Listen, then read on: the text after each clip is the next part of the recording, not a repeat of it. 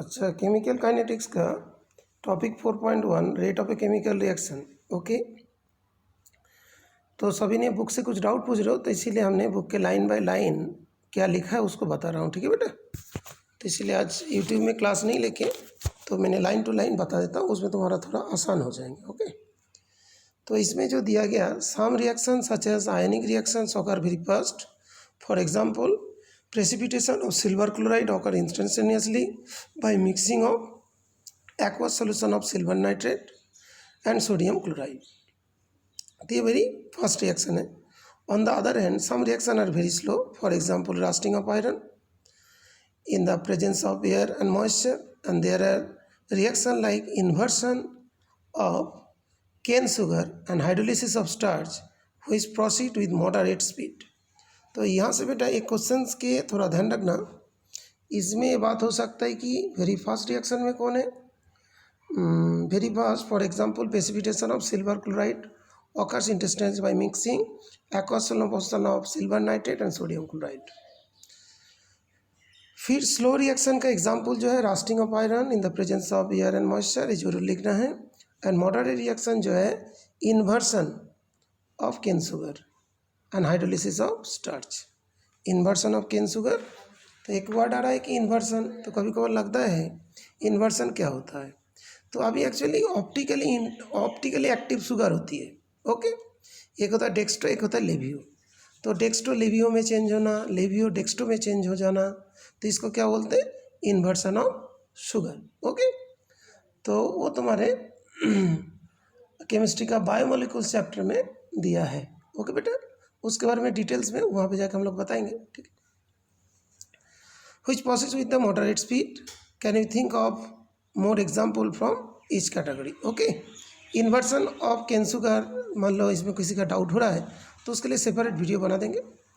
You must be knowing that speed of a automobile is expressed in terms of change in the position or distance covered by it in a certain period of time. Okay, you must be knowing that speed.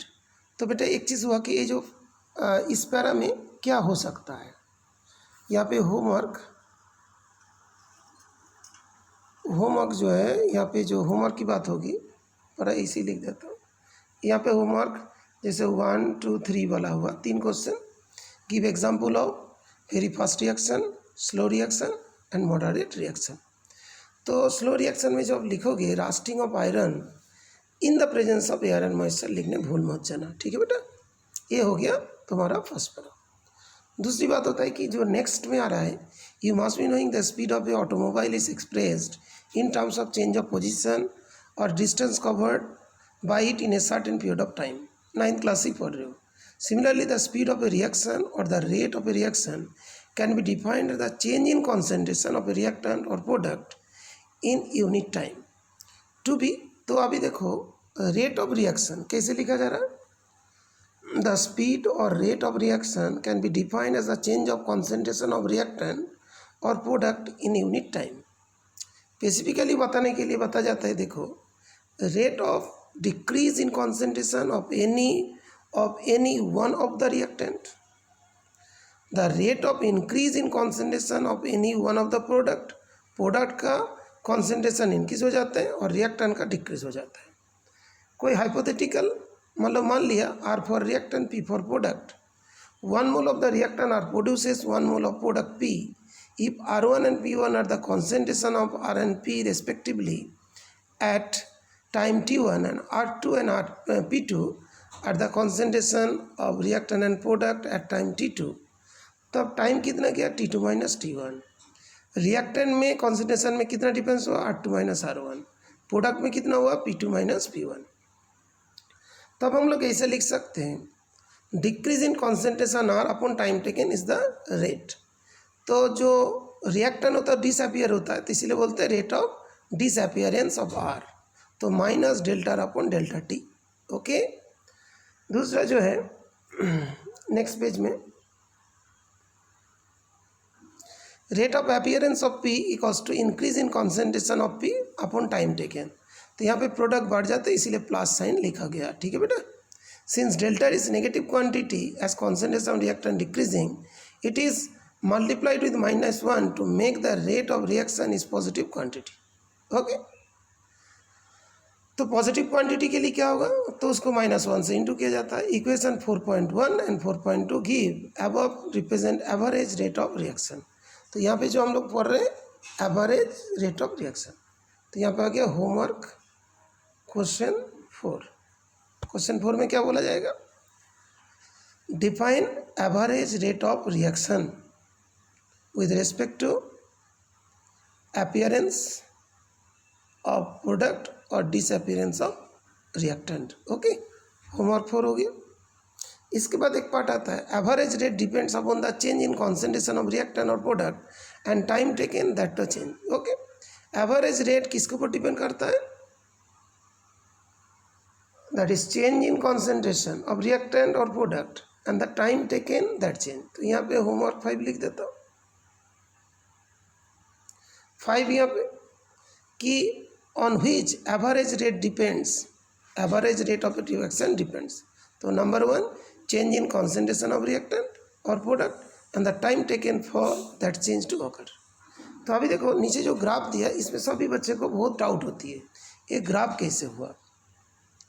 पहले वाला जो graph है ये वाला concentration of reactant है और time के respect में है. तो जैसे ही टाइम बढ़ते, टाइम इंटरवल मान लो चेंज होते गया, तो कॉन्सेंट टाइम जैसी मान लो कि बढ़ते बढ़ते जा रहा है, कॉन्सेंट्रेशन उतना ही घटते घटते जा रहे हैं. तो पहले मान लो टाइम इसमें इतनी कॉन्सेंट्रेशन थी, उसके बाद T2 में कॉन्सेंट्रेशन इतना होगा, कम हो गया, उसके बाद और कम हो गया, यहाँ पे जाके इतना हो गया, यहाँ पे जाके इतना हो गया कॉन्सेंट्रेशन.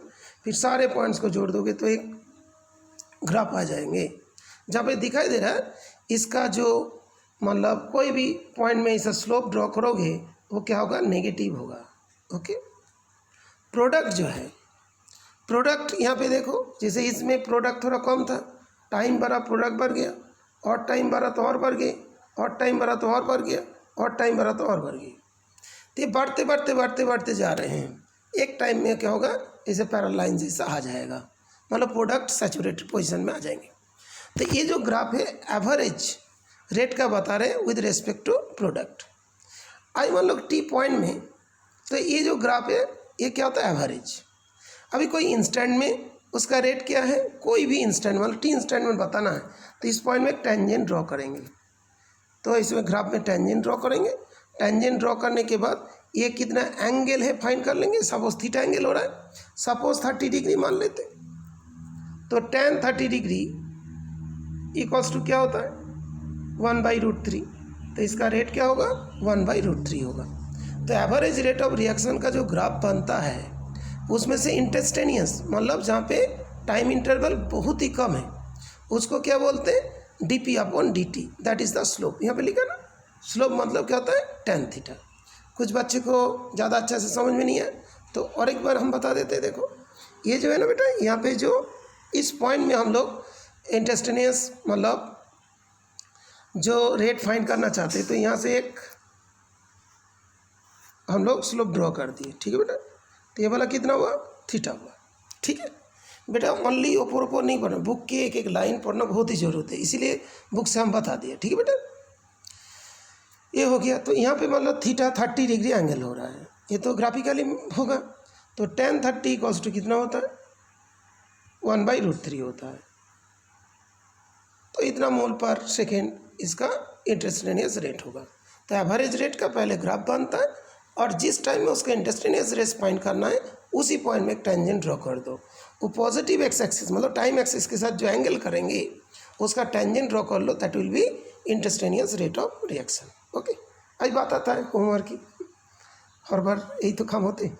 तो मान लो कि तुम्हें ग्राफ कोई बनाने के लिए बोलेगा नहीं, ओके, मान लो बोलता है, तो क्या होगा, होमवर्क 5 आ जाएगा. बुक को इस तरीक़े से पढ़ोगे. अच्छा, मैं कभी कभार भूल जाता हूँ, होमवर्क 5 हो रहा है, होमवर्क 6 हो रहा है, तो मैंने इसको 5 बोला. यहाँ पे जो होमवर्क होगी तो बेटा इस तरीक़ा से होमवर्क बोलना ही सही है. इस पॉइंट में जो होमवर्क होगा तो यहाँ पे बोल सकते हैं कि express graphically the instantaneous and average rate of reaction with respect to number 1 reactant, number 2 with respect to product. Okay, clear, ये समझ में आ गया। फिर देखो units of rate of reaction, दोनों मतलब तुमने देखा दोनों जगह पे ऊपर में कॉन्सेंट्रेशन नीचे टाइम, तो क्या लिखोगे, दैट इज मोलारिटी पर सेकेंड, नहीं तो मोल पर लीटर पर सेकेंड। Okay, clear. अभी एक एग्जाम्पल से 4.1 दिया, तो कभी कभार इसको देख के बड़ी डर लगता है, भाई कितनी सारे पॉइंट के बाद डिजिट से क्या करेंगे, ज़्यादा कोई डिफरेंस नहीं है, सुन लो ठीक से। From the concentration of C4H9Cl butyl chloride at different times given below, calculate the average rate of reaction. C4H9Cl plus H2 gives C4H9OH plus HCl during different intervals of time. T क्या seconds में है और concentration C4H9Cl है मोल पर litre में है। तो time जब जीरो था कॉन्सेंट्रेशन कितना था 0.100, टाइम जब 50 सेकेंड्स में आया तो 0.0905, 100 में आया 0.0820, 150 में आया 0.0741, ओके, 800 में जाके 0.017 हो गया। ठीक है ना, इस तरीक़ा से कॉन्सेंट्रेशन की बात कहा जा रहा है। ओके, क्या C4H9Cl और वाटर, उसमें C4H9OH प्लस HCl बनता है। C4H9Cl क्या ब्यूटाइल क्लोराइड। ओके, अच्छा, और ब्यूटानॉल। अच्छा, can you determine the different concentration over different intervals. Okay, तो अभी इसमें क्या पूछा था, calculate the average rate of reaction. तो डिफरेंट टाइम इंटरवल में हम क्या करेंगे, एवरेज रेट निकाल लेंगे। ओके, उसके लिए इसके नेक्स्ट पेज में एक टेबल दिया देखोगे, लेकिन ये सब एग्जाम में आएगा नहीं बेटा, बहुत बड़ा बड़ा है। 0.01 में कितना था 0.0905 और टाइम 0, देखो टाइम जो था कॉन्सेंट्रेशन 0.10 था, तो इसका क्या 0.0905 और 0 और 50, 0 और 50 के बीच में लिया। तो अभी क्या करेंगे 0.0100, 0.0905, ये दोनों को माइनस करेंगे और 50 माइनस 0, ओके, ये दोनों का माइनस, ये दोनों को माइनस करके डिवाइड कर देंगे, तो कितना आएगा 1.90। दोनों कॉन्सेंट्रेशन को माइनस करेंगे, टाइम इंटरवल को माइनस करेंगे, डिवाइड कर देंगे। ओके, हर जगह पे यही होगा। ठीक है, और इसमें देखो it can be seen the table 4.1 the average rate falls from 0.90 into 10⁻⁴ मोल पर लीटर पर सेकेंड टू 0.4 इंटू 10⁻⁴ मोल पर लीटर पर सेकेंड। देखो यहाँ तक कम हो गया 0.4, पहले कितना था 1.90। Okay, however average rates cannot be used to predict the rate of a reaction at a particular instant। तो पर्टिकुलर इंस्टेंट में फाइंड करना है, जो हमने थोड़ी देर पहले स्लोप दे के बताया था, उसके लिए क्या चाहिए, इंस्टेंटेनियस रेट ऑफ रिएक्शन की बात होनी चाहिए। Okay, it is obtained when we consider the average rate at a smallest time interval से dt when it approaches to 0। तो एवरेज रेट क्या होता है, minus delta upon delta T, नहीं तो plus delta P upon delta T, और time delta T tends to 0, जो हम लोग इंस्टेंटेनियस स्पीड की बात किए थे, तो आर इंस्टेंटेनियस होगा dr अपॉन dt, टी जो है स्मॉल और डेल्टा जो होता है ज़्यादा डिफरेंस वाला, dp अपॉन dt। ये ओनली कॉन्सेप्ट की है, एग्जाम में इसमें से कुछ पूछेगा नहीं। जैसे देखोगे यहाँ पे जो स्लोप बना, इस जगह पे हमने मान लो 600 में इंस्टेंटेनियस रेट फाइंड करना चाहते हैं। 600 किसके बीच में आता है, 400 और 800 के बीच में। तो 800 से यहाँ से जो है ना एक लाइन खींचोगे, जो ये जो पॉइंट है ना, यहाँ पे देखो ये वाला लाइन लिए, ये वाला और ये वाला, यहाँ से ऐसा करोगे ना तब जाके एंगल बनेगा, ये वाला एंगल सेम होगा। तो यहाँ से यहाँ तक का वैल्यूज निकालना है, ये वाला कितनी हो रहा है देखेंगे, ये वाला कितनी हो रही देखेंगे, माइनस करेंगे, ये वाला 400 800 वो देखेंगे। ठीक है ना, उसके बाद इसका वैल्यूज को फाइंड करेंगे। ओके, बार बार बोल रहा हूँ, एग्जाम में इसके बारे में ज़्यादा कुछ नहीं पूछा जाता है।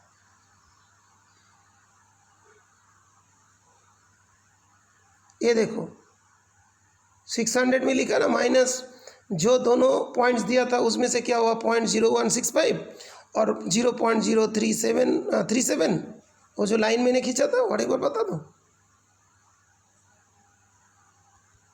ये जो दो लाइन खींचे थे ना बेटा, इसके वैल्यूज़ निकाल लिया, माइनस कर दिया, ये 400 800। और उसके बाद क्या हुआ, जो tan थीटा होता है वो होता है y2 minus y1 upon x2 minus x1। तो y2 minus y1 upon x2 minus x1, ठीक है बेटा, इससे वैल्यूज आ गई। अच्छा, तो उस वैल्यूज़ को फाइंड कर दिया। सिमिलरली t 250 में फाइंड कर लेंगे, t 350 में फाइंड करेंगे। तो 350 के जैसे इधर 400 होगा, इधर 300 होगा, 450 में राइट में 500 होगा, लेफ्ट में 400, इस तरीक़ा से instantaneous rate of reaction find करेंगे। हर स्टूडेंट का इसमें बहुत डिफिकल्टीज आता है, भाई क्या बोल रहा है, क्या हो रहा है, ग्राफ देख के डर लगता है। बट डरने का कोई बात नहीं है, ये ओनली कॉन्सेप्ट है। कुछ क्वेश्चन आ भी सकते हैं लेकिन आते नहीं हैं, ठीक है बेटा। इसीलिए हम आज तुम लोग को बोर्ड क्वेश्चंस क्या क्या है वो भी भेज दिया। तो डरने वाला बात नहीं, लेकिन समझना जरूर है। अभी देखो rate of reaction HgCl to HCl जो बता है, स्टोइचोमेट्रिक कोफिशिएंट ये तो जानते हो, इसका 1 है, Hg का, Cl का 1 है, HgCl2 का भी 1 है। तो delta Hg concentration upon delta T, delta Cl2 upon delta T, delta HgCl2 upon delta T। Okay, ये हो गया रेट ऑफ रिएक्शन। फिर जब 2HI है तो 2HI के लिए जितना होगा 1 के लिए कितना होगा, 1/2 होगा 1HI के लिए। तो यूनिटरी में ले जाएंगे, 2 है उसका कोफिशिएंट तो उसको 2 से डिवाइड करेंगे। हाइड्रोजन में 1 था तो 1/1, आयोडीन में 1 था तो 1/1, ठीक है बेटा। तो एक वर्ड लिखा देखो कि रेट बताने के लिए क्या करना पड़ता है। For expressing the rate such reaction when stoichiometric coefficient of the product are not equal to 1, तो उसमें is divided by the respective stoichiometric coefficients. Since rate of consumption of HI is twice the rate of consumption of H2 and I2 to make them equal, तो उसके लिए क्या करते हैं, divided by 2। Hydrogen इसमें कितना है, 1 है, इसमें 2 है, तो 1 के बराबर करने के लिए क्या होगा, उसको हाफ दैट इज 2 से डिवाइड कर देंगे। ओके, तो ये वाला पॉइंट यहाँ पे लिखा है। तो अभी होमवर्क का बात हो जाते हैं। होमवर्क मतलब क्या क्वेश्चन आएगा। तो एक क्वेश्चन मतलब जो है तो हम लोग इसमें लिख सकते हैं, जो थोड़ी देर ऊपर से आएगा।